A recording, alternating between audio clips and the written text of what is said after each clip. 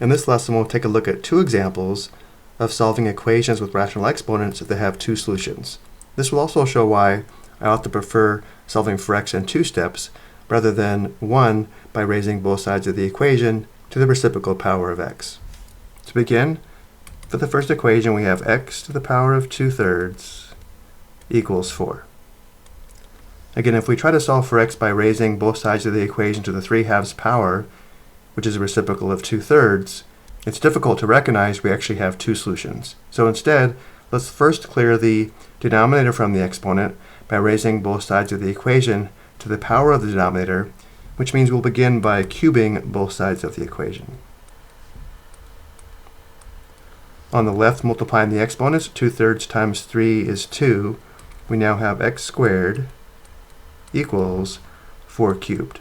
At this point, notice we have a quadratic equation in which we expect two solutions because, remember, if we square a positive or square a negative, the result is positive, which indicates we are going to have two solutions to this equation. And now to solve for x, we'll raise both sides of the equation to the reciprocal power of 2, which is 1/2, but we'll also include a plus or minus on the right. So again, we will raise both sides of the equation to the 1/2 power, but also include a plus or minus on the right. Simplifying, we multiply the exponents. 2 times 1/2 is 1. X to the first is x equals, on the right, we have plus or minus 4 to the power of 3/2. If we do want to raise both sides of the equation to the reciprocal power to solve for x, we need to recognize if the original exponent has an even numerator, in this case 2, we would have to include a plus or minus because that 2 indicates we'd have x squared equal to some positive value on the right, and therefore we would have two solutions. But again, I think it's much easier to recognize this if we take two steps to solve for x. And now we need to evaluate 4 to the power of 3/2. Recall the denominator of 2 is the index, and the numerator of 3 is the exponent in radical form. We can write x as x equals plus or minus the cube of the square root of 4. Recall the index for a square root is 2. The square root of 4 is equal to 2, and therefore x equals plus or minus the cube of 2. 2 cubed equals 8. We have two solutions, x equals 8 or x equals -8. Let's verify both values actually work. Subbing positive 8 back into the original equation, we have 8 to the power of 2/3 equals 4. And then for x equals -8, we have -8 raised to the power of 2/3 equals +4. Let's verify both solutions using the calculator. We don't actually need parentheses around the +8, but I'll go ahead and include them. We do need parentheses around the -8.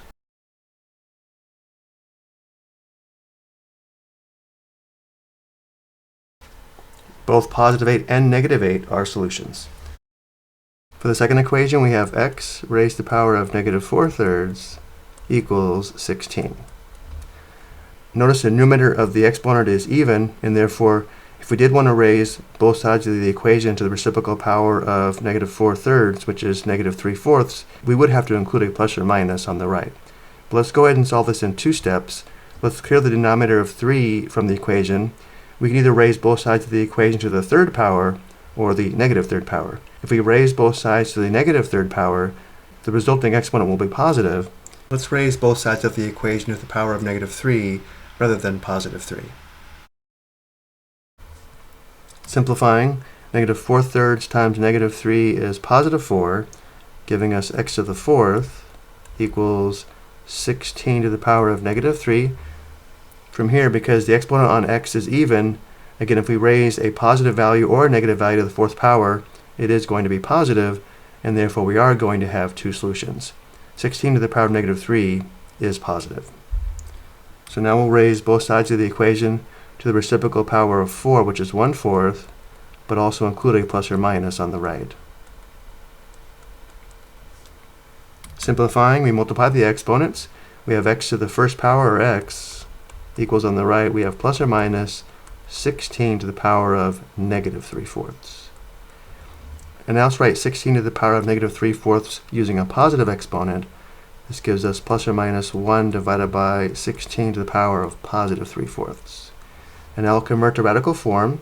we have x equals plus or minus 1 divided by 16 to the 3/4 is equal to the cube of the 4th root of 16.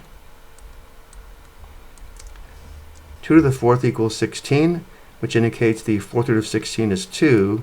We have x equals plus or minus 1 divided by the cube of 2, which equals plus or minus 1/8. So again, we have two solutions. We have x equals positive 1/8 or x equals negative 1/8. And again, let's verify both values satisfy the equation. For x equals 1/8, we have 1/8 to the power of negative 3/4 equals 16. And for x equals negative 1/8, we have negative 1/8 to the power of negative 4/3 equals 16. Going to the calculator,